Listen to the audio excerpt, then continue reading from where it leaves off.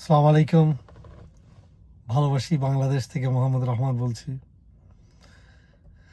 বাংলাদেশের জুলাই বিপ্লবের পর ভারত বাংলাদেশকে আর চুষতে পারছে না, সে আগে যেভাবে চুষেছিল। এখনও চুষছে, কিন্তু আগের মতো আর পাচ্ছে না। তারা ভেবেছিল নতুন সরকারকে তারা সমর্থন দিয়ে তারা আবার আগের মতো হাসিনার মতো চুষবে বাংলাদেশকে, কিন্তু তারেক রহমান এবং জনাব খলিল রহমান সাহেব বেশ চতুরতার সাথে বাংলাদেশের ফরেন পলিসি চালাচ্ছেন এবং চায়নার সাথে যে আমরা চুক্তি করছি, এতে ভারত বেশ সংকুচিত। তাই তারা বিভিন্নভাবে বুঝতে পেরেছে যে বাংলাদেশ তাদের হাতের থেকে বেরিয়ে যাচ্ছে। তাদের দালালকে দিয়ে বাংলাদেশে বিভিন্ন তারা সন্ত্রাসী ও অন্যায় অরাজকতা চালিয়ে যাচ্ছে। তো আমাদেরকে এই ভয় করলে হবে না। আমরা সবসময় ভয় করি যে তারা হিন্দু সন্ত্রাসী আন্দোলন করে বাংলাদেশে তারা অরাজকতা সৃষ্টি করবে এবং এই নাম দিয়ে তারা পুশিং করবে এবং বাংলাদেশে প্রবেশ করবে। আমার দেশপ্রিয় ভাইরা, এই ভয় করার আপনাদের কোনো কারণ নাই। ভারত হচ্ছে একটা চিকেন, মুরগি। বাংলাদেশের সাথে এখন ইনশাআল্লাহ তারা পারবে না। তাই আমি বাংলাদেশের জনগণকে, মানুষকে বলবো, আপনারা গ্রামে গঞ্জে সবাই যতটুকু পারেন ইন্টারনেটের মাধ্যমে অনলাইনে আপনারা আর্মি ট্রেনিং দেওয়া শিখেন। অস্ত্র আপনাদেরকে বাংলাদেশের সরকারই প্রোভাইড করবে। প্রয়োজন মতো বাংলাদেশের সরকার আপনাদেরকে অস্ত্র দিবে। গ্রামে গঞ্জে আপনারা প্রতিরোধ, আপনাদের শক্তি আপনাকে সৃষ্টি করতে হবে। আপনার গ্রামে গঞ্জে যদি সংঘবদ্ধ হয়ে ভারত যদি আমাদের বিভিন্নখানে ঢোকার চেষ্টা করে, তাদেরকে সামান্য অস্ত্রের মাধ্যমে আপনারা তাদেরকে পরাস্ত করতে পারবেন। আর বাংলাদেশে হবে ভারতের কবর। বাংলাদেশ যদি আক্রমণ করে তা হবে কবর। কিন্তু ইনশাআল্লাহ আশা করি তারা এত বড় সাহস করবে না, কারণ আমাদের পক্ষে ইনশাআল্লাহ আল্লাহ তো আছেন নাম্বার ওয়ান। তারপরে আমাদের বন্ধু চায়না, পাকিস্তান, টার্কি, মুসলমান, সৌদি আরব, মুসলমান দেশগুলো আমাদের পক্ষে ইনশাআল্লাহ থাকবেন। ইরান তো আমাদের পক্ষে আছেনই।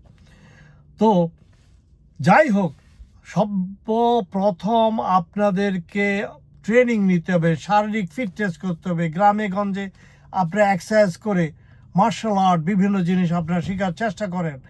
এবং বাংলাদেশে যে সমস্ত retired army officer, BDR retired আছেন, তাদের থেকে আপনারা এই সমস্ত ট্রেনিং নিতে পারেন এবং সিভিল ডিফেন্সও ট্রেনিং নিতে পারেন। মানুষ আহত হলে কীভাবে সুস্থ করা যায়, কিভাবে তাদেরকে ভালো করা যায়, আমাদেরকে প্রস্তুতি নিতে হবে।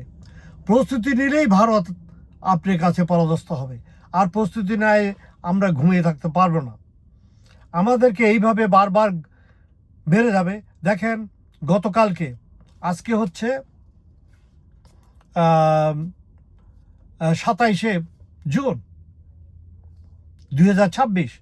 গতকাল নোয়াখালীতে একটা মেয়ে ছাত্রী, তার বোন, তার মাকে একটা হিন্দু হত্যা করেছে, কিন্তু বাংলাদেশের সরকার বা কেউ তার নাম বলেনি। এদেরকে তো তখনই গণপিটুনিতে এদেরকে শেষ করে দেওয়া উচিত। সে তো 3জন মানুষকে হত্যা করেছে, তার পৃথিবীতে বেঁচে থাকার আর কি বৈধতা আছে? এই হিন্দু যে বাংলাদেশে, আমরা হিন্দু রাইট করতে চাই না, কিন্তু এর অর্থ এই না তারা হিন্দু রাইটের ভয় দেখিয়ে দেখিয়ে আমাদের বাংলাদেশের মানুষকে অত্যাচার করবে, বাংলাদেশের মানুষকে মারবে। আমরা তাদেরকে ধরে এনে সাথে সাথে আইনের মাধ্যমে অথবা নিজেরা গ্রামে বিচার করে তাদের বিচার করে ফেলবো, বলবো এই বিচারের কারণে তাদের হচ্ছে। আমরা রায়ট বা এই ধরনের সন্ত্রাস, এই ধরনের আমরা করব না। কিন্তু আমাদের দেশে হিন্দুরা অরাজকতা করবে আর আমরা তাদেরকে করতে দিব, এটাও ঠিক না। স্বাধীনতার বিরুদ্ধে তারা কথা বলবে, রাষ্ট্রদ্রোহিতা তারা করবে। মানুষ তাদেরকে ধরে পিটিয়ে তাদেরকে পুলিশের হাতে দেওয়া উচিত। মানুষ কেন চুপ করে বসে আছে? এটা কোনো সন্ত্রাসী না। বাংলাদেশিরা কখনো সন্ত্রাসী ছিল না, এখনো নয়, এবং ইনশাআল্লাহ কোনোদিন বাংলাদেশি সন্ত্রাসী হিসাবে থাকবে না।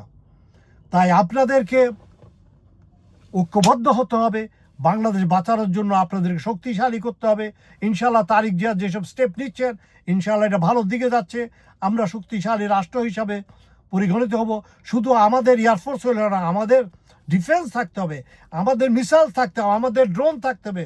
ছাত্ররা আপনারা ড্রোন টেকনোলজি শিখেন, লেজার টেকনোলজি শিখেন, গ্রামে গঞ্জে মানুষকে এগুলো শেখান।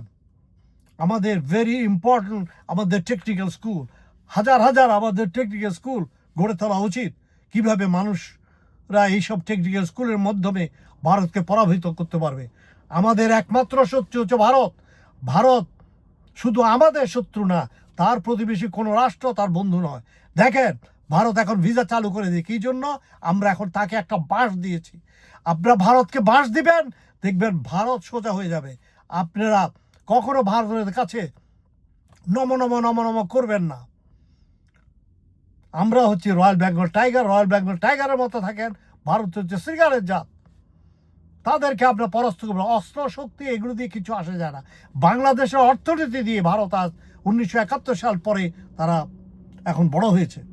তাই ভয়ের কোনো কারণে বাংলারা আপনারা ঐক্যবদ্ধ থাকেন। আমরা ইনকিলাবে আছি, ইনকিলাবের যুদ্ধ, আমরা যুদ্ধের জন্য প্রস্তুত আছি। বাংলাদেশ জিন্দাবাদ।